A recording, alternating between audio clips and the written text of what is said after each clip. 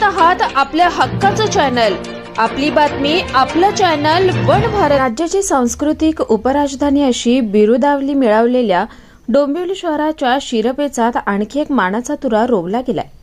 डोंबिवलीतील housing सोसायट्यांमध्ये आता solar power युनिटद्वारे वीज निर्मिती केली जाणार असून सार्वजनिक बांधकाम मंत्री रवींद्र चव्हाण यांच्या संकल्पनेतून ही अभिनव योजना कार्यान्वित होतीये।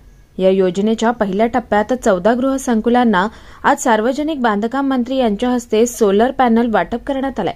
हाऊसिंग सोसायट्यांमधील सार्वजनिक वापराच्या विजेचे येणारे जास्त बिल, या बिलात सातत्याने होणारी वाढ, या दरवाढीचा सोसायटी मेंटेनन्सच्या दरावर होणारा प्रतिकूल परिणाम आदी प्रमुख समस्यांना सोसायटी पदाधिकाऱ्यांना तोंड द्यावे लागत आहे। यावर काय उपाय करता येईल का, या दृष्टीने डोंबिवलीतील सहकारी गृहनिर्माण संस्थांमध्ये मोफत सोलार पॉवर युनिट बसवण्याची योजना बऱ्याच वर्षांपासून आपल्या मनात असल्याचं सार्वजनिक बांधकाम मंत्री रवींद्र चव्हाण यांनी सांगितलं। विशेष म्हणजे या योजनेत सोलार पॉवर युनिटच्या फिटिंग आणि देखभालीसह संपूर्ण प्रक्रिया ही मोफत पार पडणार आहे। यामुळे सोसायट्यांना सोलर पॉवर युनिट बसवणं आणि त्यांची देखभाल करण्यासाठी सोसायटीचे फंड्स वापरावे लागणार नसल्याचंही चव्हाण यांनी स्पष्ट केलंय। तर या योजनेसाठी सोलर पॉवर कंपन्या, सोसायट्या आणि महावितरण कंपनी यांना एकाच व्यासपीठावर आणत काही दिवसांपूर्वी 54 सोसायट्यांच्या प्रतिनिधींनी लेटर ऑफ इंटेंट साईन केलं होतं।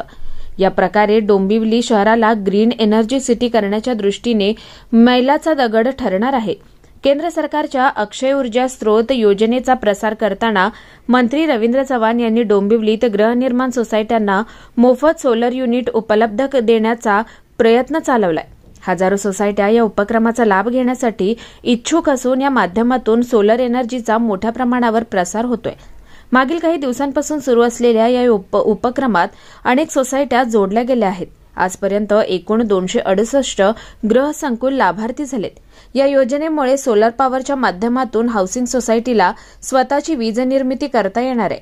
त्यामुळे सार्वजनिक वापराच्या कनेक्शनसाठी पुढील 25 वर्ष स्थिर वीज दर शक्य होणार आहे। मला माहित आहे की गेल्या 2 महिन्या अगोदर आपण सर्व डोंबिवली मतदारसंघामध्ये ज्या गृहनिर्माण सोसायटीज आहेत त्या सोसायटीमध्ये जे कमर्शियल मीटर्स जे आहेत, जे स्टेअरकेजमधली लाईट्स असतील किंवा पाण्याच्या मीटरसाठी वापरले जातात, यांना कमर्शियल दृष्ट्या त्यांची वीज आकारणी होते आणि त्यामुळे त्याचा मोठ्या प्रमाणामध्ये भूकदंड हा सोसायटीच्या कॉमन मीटर म्हणून त्यांना भोगावा लागतो।